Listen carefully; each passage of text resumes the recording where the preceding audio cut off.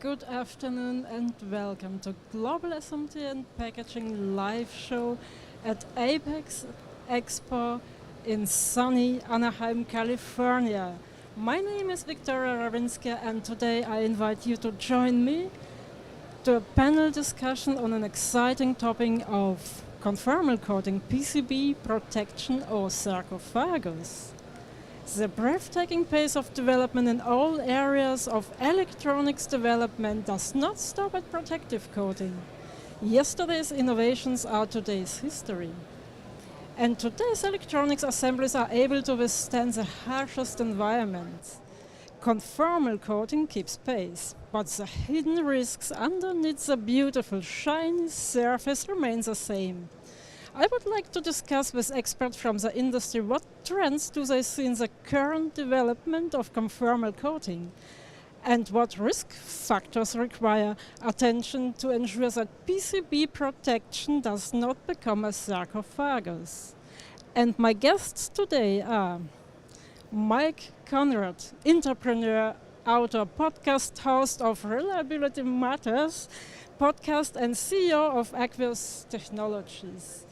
He is well-known expert and voice of electronics industry. He's a recognized leader specializing in contamination removal and reliability enhancement of electronic circuits assemblies.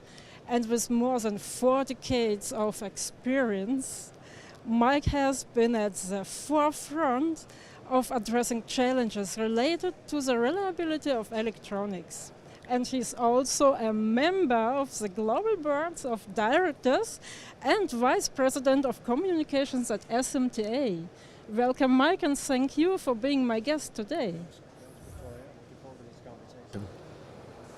My next guest is Gianfranco Sinistra. He has been working in the conformal coating and dispensing area since 2006, so it's more than 20 years. During this time, he has initiated and led several applications and machine developments, with a strong focus on future-oriented solutions. He has been developing and continuously improving the protector dispensing and coating systems since 2013. As a director of sales for coating and dispensing, he's responsible for global marketing and is a well-known speaker at seminars and conferences on these topics. Welcome, Gianfranco, and thank you for being my guest today. Thank you, Victoria, for the introduction. The next guest is Stefan Schröder. Stefan Schröder studied at the University of Applied Science in Germany, in Krefeld. And in February 2000, he completed his studies in the subject of technical chemistry with a focus on coatings, and started working for Lackwerke Peters at the same year as a field engineer in the Applications Technology Department for all coatings, starting with edge resist and solder mask for the PCB industry, and also coating and casting components for electronics. Today he is focusing as a product manager on conformal coatings for electronics globally. Welcome and thank you for being my guest today. Hello, and thank you for having me, Victoria. Thanks. We are talking today about a very interesting topic, conformal coating. So is it a PCB protection or sarcophagus? My first question is from non-wetting. Delamination and electromigration between the coating and the solder mask. What challenges do you see on the topic of conformal coating? Mike, please. Well, I look through the world through a lens of cleaning. So everything to me is either clean or not clean. Or house clean. Or yes. So any adhesion process, whether you're painting a car or applying conformal coating to a laminate, requires a clean surface. And for every conformal coating material that I've ever seen, if you read the instructions on it, it all says apply over a clean, dry material. And when the industry widely switched to no clean flux, that cleaning step just went away, and people quite commonly now are coating over unclean boards, which wasn't too much of a problem 35, 40 years ago. But the tolerance for residue with miniaturization and with harsh environments and everything we're doing with boards now has been reduced to the point where even small amounts of what used to be okay of contamination are causing problems, not just with delamination of the conformal coating and the subsequent lack of protection that brings on, but also things going on under the conformal coating, which we'll get into, that may not have occurred if it wasn't coated, which is ironic, right? So I would never suggest not to coat, but I would suggest not to coat if you're coating over a dirty surface, because you are going to have lots of issues, which I'm sure these gentlemen realize every day, right? You're correct in this case. What is happening under those conformal coating, as you mentioned, that's really right. So electromigration, whiskers, but at the end it's really you said, right? Yeah. So you have to clean the PCBs, you have to clean the substrates, and then at the end is also a thing like disciplinarity in the production. So you're touching the boards, you have residues of flux or whatever. So you need really to keep a very good disciplinarity during the production till the end when you go there to do the conformal coating. Yeah, seeing, of course, a lot of defects and problems, especially when the board is non-cleaned, and it's as you mentioned already, recommended already in Home Depot for every lacquer, varnish, whatever. But in the electro industry, it is skipped since 1999 because somebody brought in no clean fluxes. But all the other residues Gianfranco mentioned already are still also on the board. So I also would like to have way more clean surfaces to conformal coat. And then it starts with having surface tension issues, delamination, or in the first step, the wetting is the first point. When you have a wetting, you may have delamination because of the bad adhesion or co-adhesion of the residues you have underneath the conformal coating. And this is for sure one of the biggest problems, followed by cracks when you have shock tests, but that's not the topic. So when the surface is not perfectly clean, conformal coating can be a sarcophagus. Yeah, 100%. We've run into so many documented cases of things going on under the conformal coating. One of my favorite was several years ago. I was hired to be an expert witness in this lawsuit that was occurring between an OEM and a contract manufacturer. And the contract manufacturer was given a statement of work and instructions of what to do, and they followed it to the letter. Unfortunately, they were not very good instructions. They were not best practice. And they warned their customer in writing that, you're asking us to, in this case, it wasn't conformal coating, it was going to be potted in silicone. And they warned them that, we should clean and bake before we pot. And they're like, no, don't do it. They're like, well, we're warning you. And so they didn't do it. They didn't bake, they didn't clean. They did an early cleaning process on a board. They cleaned it in an inline cleaner. It was water-soluble flux, so they only used water, because why would they use anything else in their mind? So all the non-polar residues that were on the board from board fabrication, component fabrication, human handling, they all stayed on the board. And then they washed it with just water, only removing polar contamination. So, and then they hand soldered a very large high mass antenna to the board with no clean flux and using a soldering iron.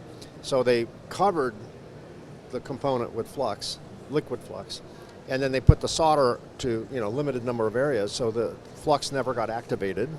So all of the activators, all the bad actors, were ready to party, and then they potted the board, thinking we've now protected the board from the outside world, which they did. What they didn't protect the board from was all the sins of the process, all the ionic contamination, all the moisture, all the surface contamination. They had a major CAF issue, conductive anodic filament issue, caused by bad laminate and dry weave in the laminate. But they thought we're okay because it's all potted. So they stuck these devices in the ground, and the devices had a battery in it that was supposed to last 10 years. It ended up lasting about 3 months, and that was their first clue, something's wrong. And they had parasitic leakage, they had dendritic growth, and they had conductive anodic filament, all because the ingredients for those things to form, which is, as you all know, an electrical bias, ionic contamination, and moisture, were already in. And the moisture couldn't outgas because it was stuck in there. They built a jail cell for all the criminals, and the criminals did what criminals do, and they rioted on the board, and the boards all started failing, all because they didn't properly clean, and in their case specifically, they didn't properly bake. But even if they hadn't baked and they had moisture in the board, if there was nothing for the moisture to react with, they wouldn't have had any issues. So, yeah. I can confirm that because the most of our customers think, when I have a coating on top, everything is good, everything is water protected or whatever. But what the most of our customers doesn't know is when you have a very high humidity in and also temperature, that of course the water molecules finds their way also through the coating materials. It doesn't matter which of them, of one of the types. It takes a bit longer, but it's a process that continues, and when finds ionic stuffs or contaminations, then you have the osmotic bubbles, and that's it. And then you have, and then you will get running into exactly those problems, right? Yeah. So it is a sarcophagus, 100%. So bury it deeper. So so the sarcophagus may, as you explained already, can have a sarcophagus effect and can delay some problems depending on the demand the customer having. The higher the demands you have, the more you should make sure the cleaner the surface it is. If you have rather low general industrial requirements, it is not that. In some cases it works when you have your soldering process under control, but having high demands on your electronics, I would always recommend to clean it and then preserve this cleaned surface with a good conformal coating, cure it properly. If you don't cure it through to the substrate, you have the same problem like the sarcophagus again. It must be completely cured from top to bottom of the electronics. That's very important to not bring in more problems also with the coating process, for example. But then there are some cases when the theory meets the reality, and in the reality I have a lot of customers, they cannot clean because of some very sensitive components on the top of the PCB. So what would you recommend to customers with cases like this? That does happen from time to time. It's not common, but there are times when a component has to be added later after cleaning. Or there are certain things that one can do to protect the component during a cleaning process. Kept on tape, a latex spot mask over certain parts of the component where there could be an ingress of moisture are always hacks. No one likes to do that because it adds labor. But the question I would bring to the table is, we don't have time to do it right, but we'll find time to do it over, right? And that's a trap every manufacturer falls into. Like, we don't want to spend an extra 5 minutes, treating this one component separately. But instead we'll risk the entire board being dirty. One of the risks that I think people don't properly weigh either is when the way no clean flux is supposed to work, the volatiles and the activators are either burned off during the reflow process or encapsulated during the reflow process. But that requires that the reflow process have very specific peak reflow temperatures for a specific amount of time to force the volatilization and the encapsulation of the residues. We did a whole DOE a few years ago that we published where we took the peak reflow temperature and we reduced it by 5%, not affecting solderability. Intermetallic bonds were great, but we just lowered it by 5%, subjected boards to the IPC required SIR testing for 172 hours under heat and humidity and bias. And we found that the boards that were reflowed at the proper peak reflow temperature all passed SIR. That's the industry standard for predicting reliability. The boards that were just 5% low all failed SIR.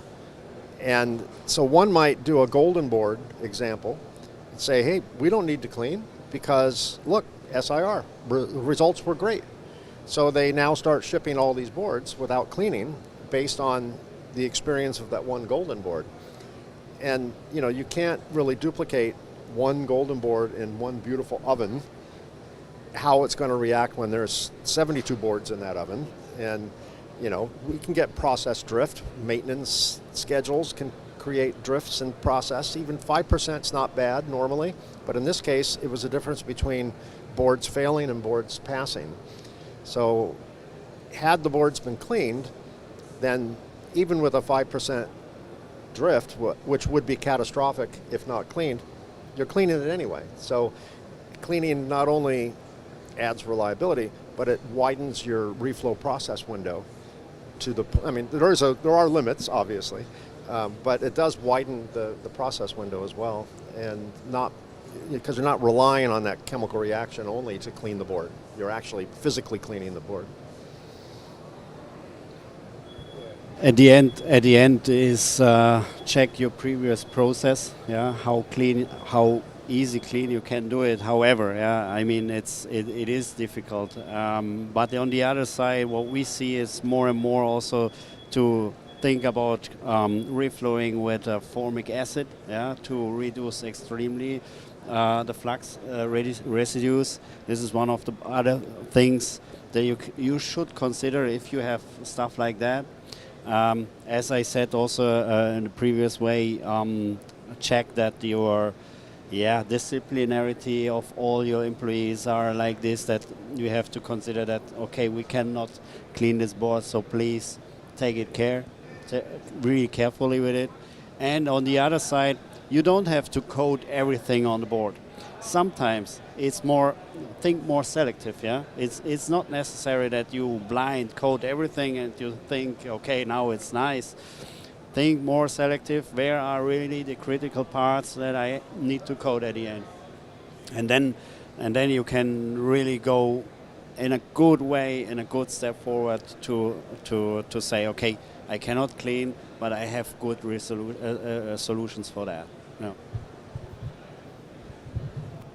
As already mentioned, it starts in the process before. So the soldering process needs definitely to be optimized.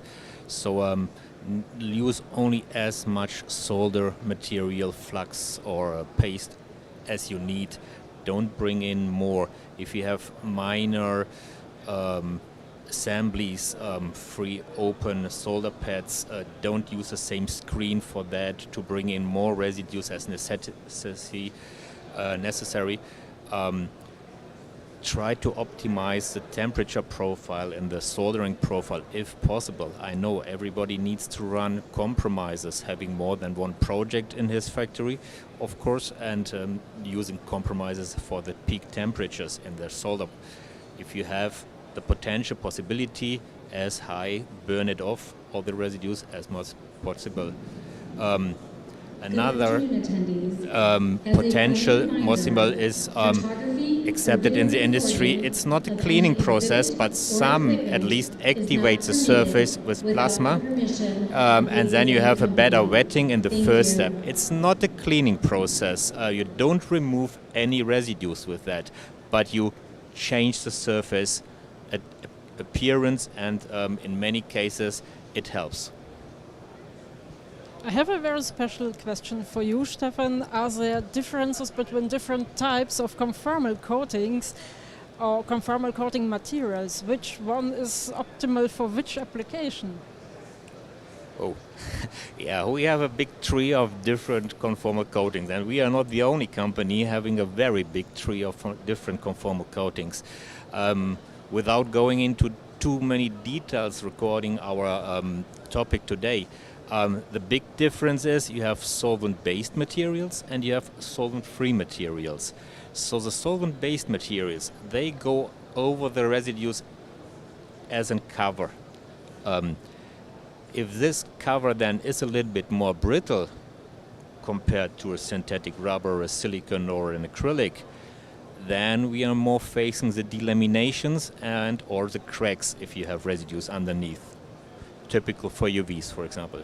If you have the solvent-based materials, some of them can be thermoplastics, some of them are really flexible, synthetic rubber or silicones.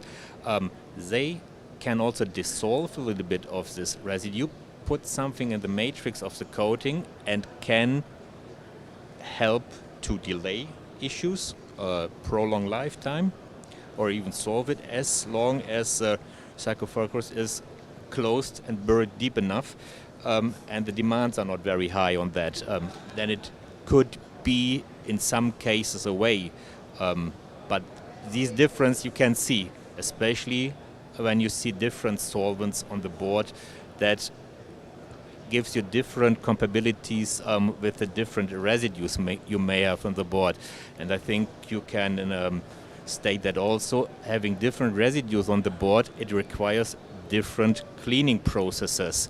So the residue dictates which cleaning process is helpful, because the wrong cleaning can make things worse. Yeah, I've long said that the only thing worse than not cleaning is cleaning poorly, because you're way dirtier with it. You can't be partially clean. Right? Yeah, it's then you smear it all over the place, and you have a problem worse than before. Yeah, exactly. Sometimes you have to partially clean, but this is another topic. If the solder mask, for example, covering the solder pads. Right. But even also with all those information, you always have to consider what your product has to do out there, which challenges you have. So, of course, you can find the right material on your tree, but when we are talking about I have problems with cleaning or I cannot clean, but on the other side we have to see which challenges these boards has to do out there. So there's more that you have to find to find the right material, as you asked before. That's the reason to figure out the compatibility with the technical cleanliness, which coating is available and which equipment is available to handle this coating, of course, and that's why we are always in close discussions in the supply chain to our customers to find out from all these options the right choice and solution, of course. But sometimes customers don't ask, they just buy and use, like try and error. Therefore we are here, because the customers, they do the try and error, and then at the end they visited, for example, us in our demo center, and we can then try to explain why you have those problems.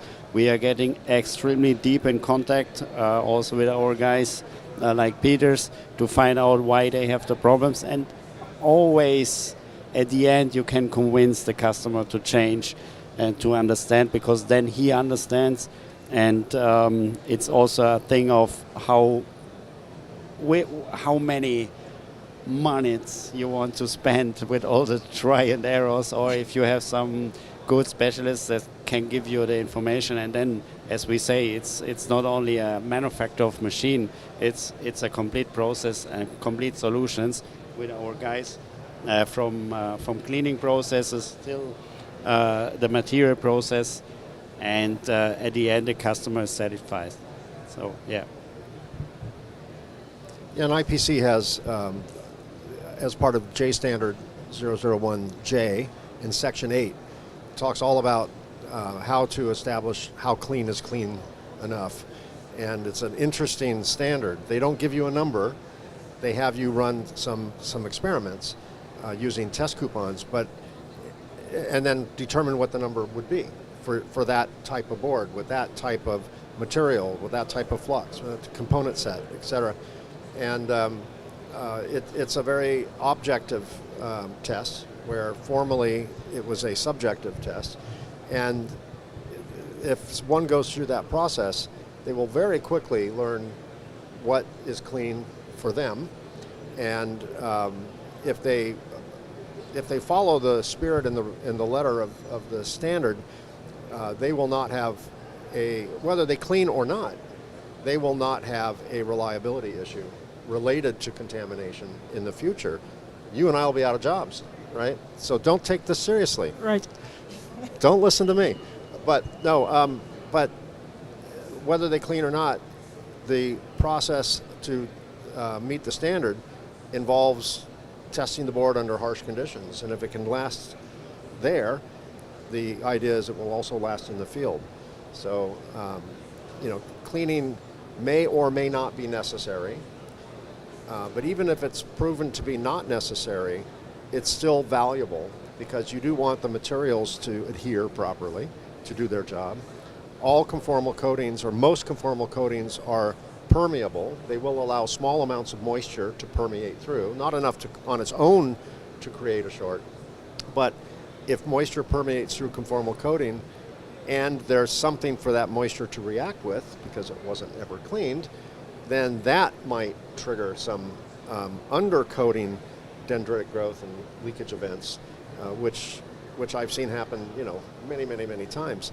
So coating really is designed to protect the board from obvious external sources of contamination, moisture, whatever. It's not really designed to keep normal humidity-based, small degrees of moisture from staying out. There are other tools for that, but most coating will let that in, which again is not at all problematic if there's no contamination on the board. Then it's just a trivia fact at that point.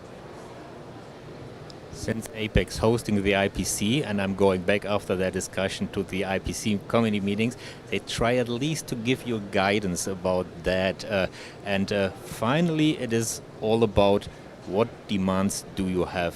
If you don't have a temperature shock testing because you're not in the automotive industry, you will not face that easily a crack.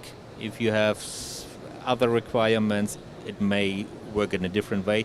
And all these varieties of coating, residues, cleaning options, of course make it very difficult to define technical cleanliness.